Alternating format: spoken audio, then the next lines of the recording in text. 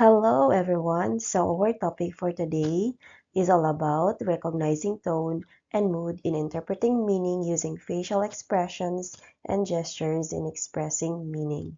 So this is for English 4, Quarter 2, Week 4 in Matatag curriculum.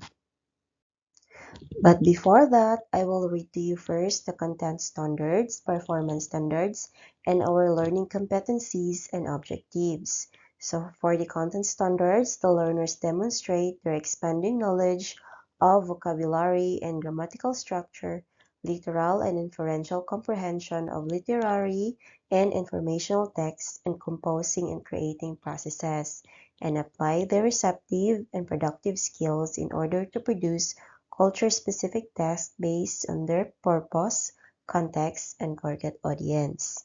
For the performance standard, the learners apply literal and inferential comprehension of literary and informational texts and produce culture-specific narrative and expository texts based on their purpose, context, and target audience using simple, compound, and complex sentences and age-appropriate and gender-sensitive language. Now for our learning competencies and objectives, first, we have used tone and mode appropriately for one's purpose, context, and target audience. For second, use appropriate non-verbal cues for clarity of context, purpose, and meaning. But first and foremost, let's have first a short review. Now, can you think of ways how to express the following ideas without using words? Okay, so show us how you would convey these emotions or messages using gestures or facial expressions or body language. So first situation is you want to say yes. Okay, you can raise your hands if you want to answer. Second, you are sad.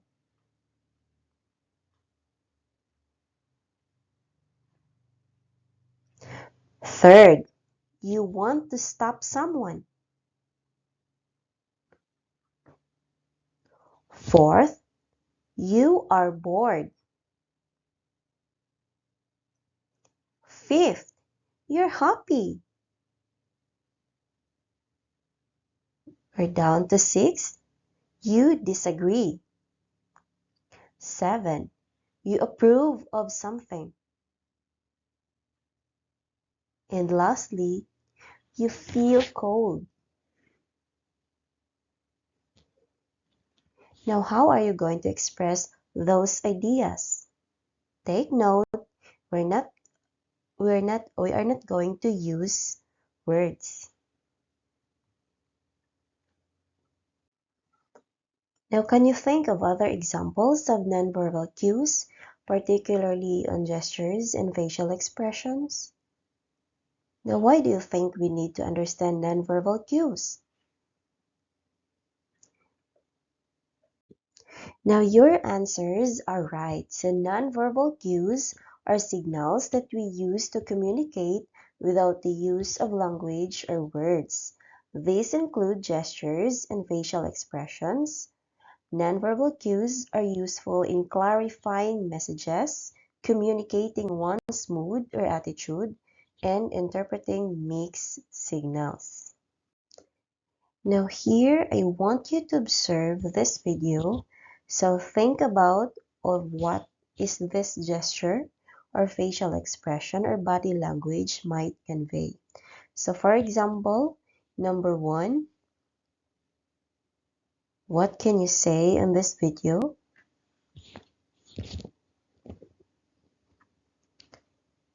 So, he or she is tapping his finger.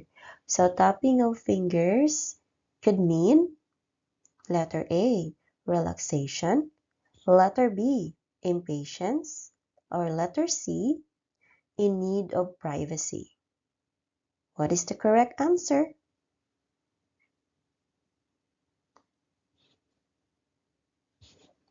You're right. The correct answer is letter B, impatience.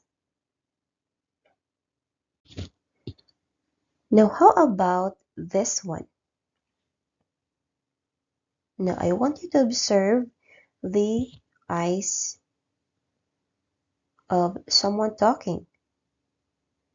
So it is making eye contact. So making eye contact would mean letter A, confusion, letter B, boredom, or letter C, showing interest. What is the right answer? So the correct answer will be, you're right, letter C, it's showing interest.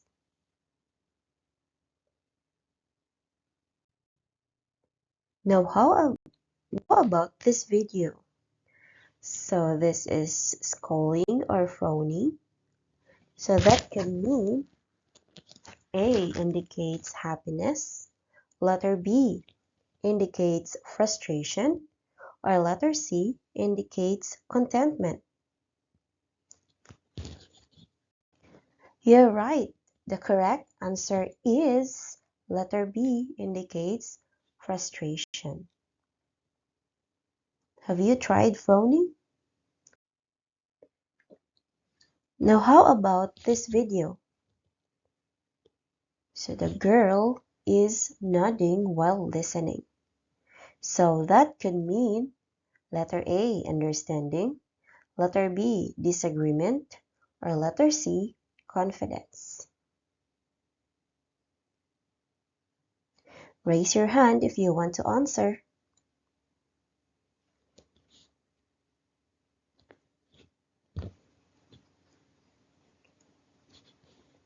So the correct answer is, you're right. The correct answer is letter A, understanding. So now I will ask you a question.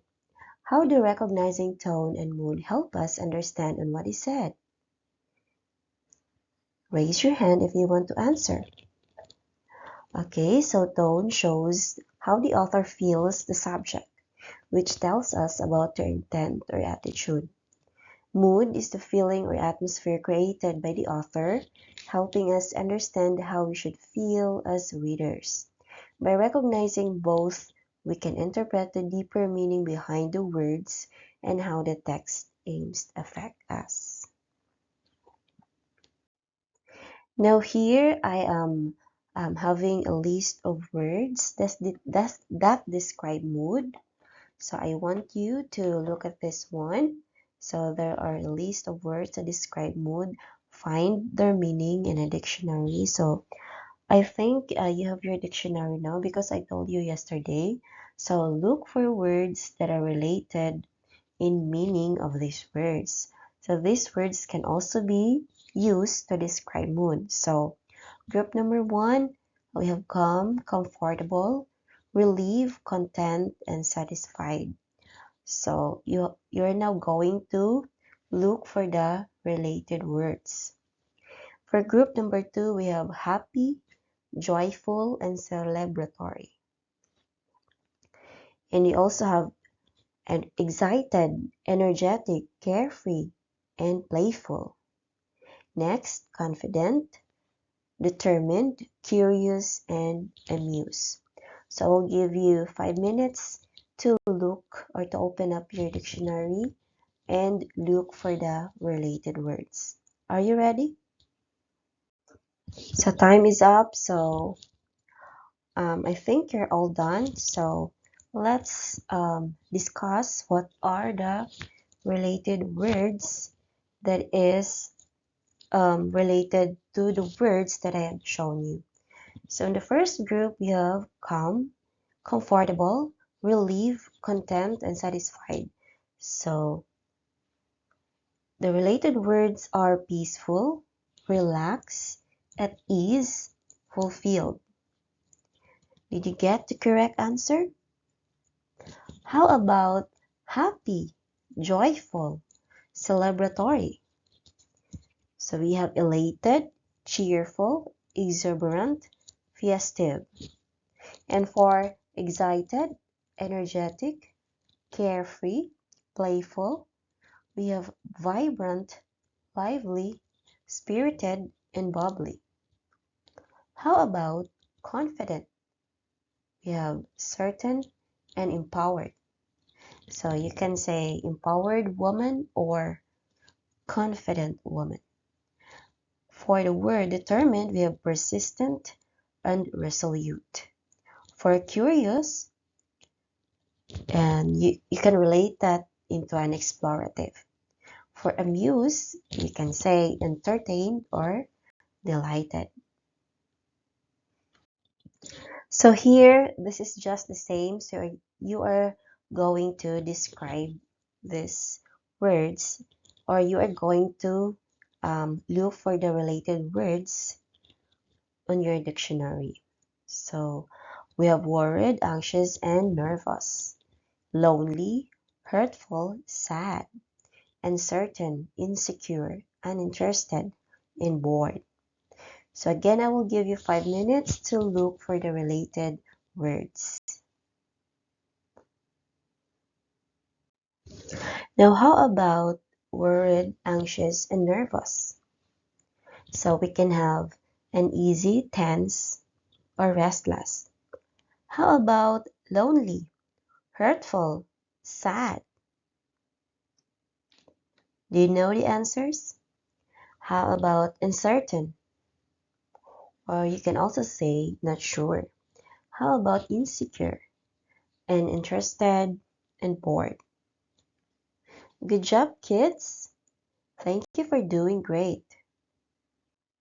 Now, if you can remember about the story about the name jar last week, so these sentences are from the story, the name jar. So I want you to read the sentence and identify what mood is that. So everybody, let's read. So Yunhei was nervous and excited to start her new school. Letter A, calm. Letter B, worried. Letter C, relieved. Or letter D, content. What is the correct answer? Is she calm? Is she worried? Is she relieved? Or is she content? Great job! The correct answer is letter B, worried. Now here the kids on the bus made fun of Yunhei's name. Letter A, hurtful. Letter B, amusing. Letter C, friendly. Or letter D, exciting. What is the correct answer? 5, 4, 3, 2, 1. The correct answer is letter A, hurtful. Now here, Yunhei told her mom that she feels that she needs to have an American name to belong and not to be different. Letter A, insecure. Letter B, happy. Letter C, carefree. Or letter D, satisfied. Is she happy? Is she carefree?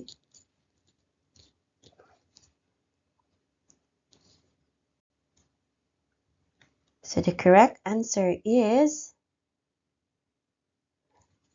letter A, insecure. Now how about this situation? Yunhei decided to not to introduce herself to her class until she picked an American name. Letter A, uncertain. Letter B, confident. Or letter C, excited. Is she excited? Or letter D, determined.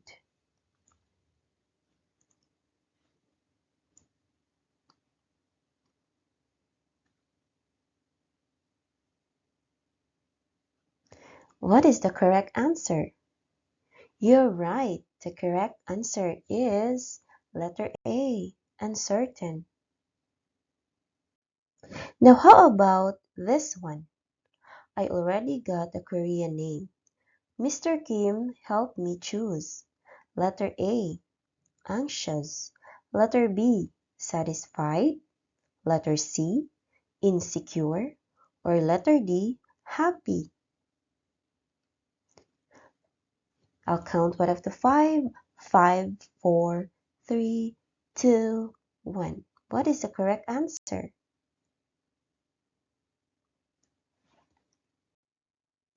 So here, let's have a group activity. So here, there are five scenarios in which you're going to do or dramatize. You can choose a member of your group. So first scenario is comforting a friend who failed the test. So um, if your friend is failing, so what are you going to say?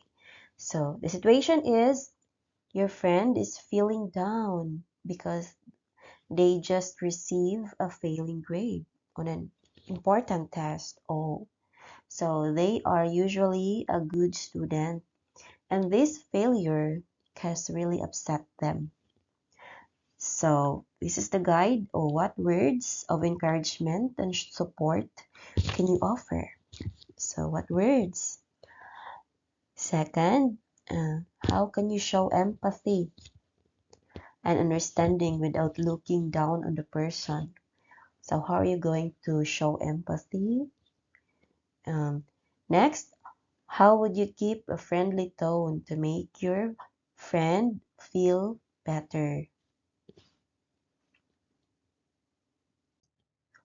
Now, for the second scenario, we have inviting someone to a casual gathering.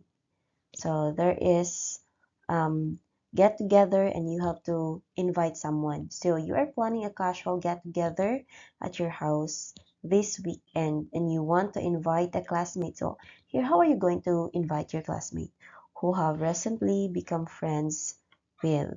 So these are the guide question and what you're going to do. So what language would you use to keep the invitation relaxed and friendly? Next, how would you show excitement without being too pushy? Next, how would you provide the details, the time, place?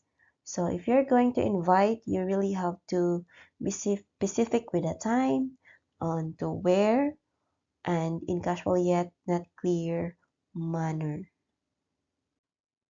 So here for our third scenario, so this is apologizing for a minor mistake. So you have made a mistake, but you really have to apologize. Of course, we have to apologize if you made a mistake. So here you accidentally drop a hot chocolate on your friend's favorite book. Oh no. So it's not severely damaged, but she was pretty fond of it. So how are you going to say sorry? So this is your guide questions. How would you apologize informally? By the way, is it really important that we have to apologize if we made mistake? Correct, really have to. Next, what kind of tone would help you seem insincere but not overly dramatic? Third, how might you offer to make to cover up or make mistake in a friendly way? Now for our fourth scenario, we have sharing exciting news. So you have just found out that you want a free cake in your school canteen and you want to share the news with your best friend. Oh, that's so might be so yummy. So how can you convey the excitement and happiness informally? What words or phrases would you use and match with the enthusiastic mood? How would you keep the conversation lively and engaging? Now this is for the fifth group. So the scenario here is asking for help with homework. So have you tried asking for help with your homework? So how are you going to ask for help? So here you are struggling with a math assignment and you need some help from a classmate who understands the material well. So here, how would you ask for help that's in a way that's informal and friendly? What tone would you use to show you're genuinely interested in learning, not just for easy answers? How would you express? So, of course, we have to express gratitude after we've been helped. So, I think those are the 5 scenarios. So, I want you to go to your group now and start to talk about and what are you going to do, and then just choose a representative to do the action. Are you ready? So in this portion is we are going to watch a video presentation. So these videos are coming from different sources. So we will watch some part of the videos and look at the pictures showing people in different situations like job interview or disagreement or celebration. Now here you have to pay attention in how people in the videos or pictures use their faces and hands. Notice their facial expression. So you have to take note of that. The next, think about the facial expressions and gestures tells you. Next, after watching each video and looking at each picture, you can share it with your partner or your seatmate, and you have to listen your partner's or seatmate's ideas too. Did you understand? Great. So let's have our videos. So this is the first video.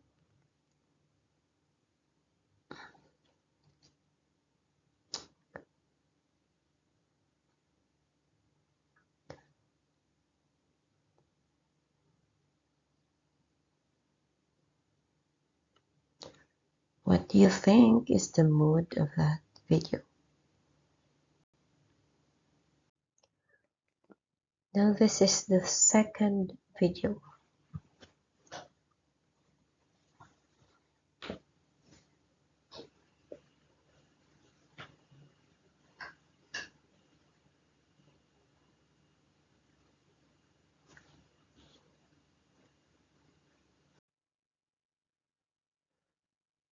Now kids, we're now down to our third video. Oh, so the girl is smiling.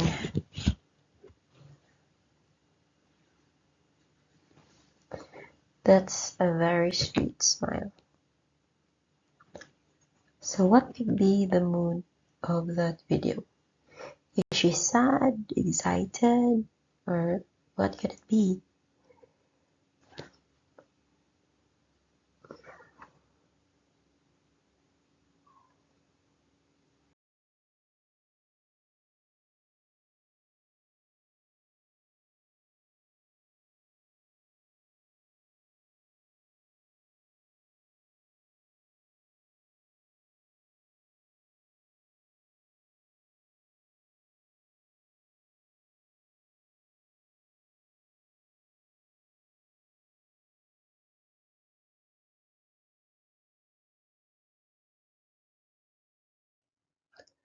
So great job, kids. So let's remember that tone is the speaker's or writer's attitude, while mood is the feeling created for the reader or listener. So nonverbal cues like gestures, facial expressions, and body language help us communicate emotions without using words. Next, understanding tone, mood, and nonverbal cues improves communication and helps interpret meaning in both text and interactions. So thank you for listening, and I hope you learned well.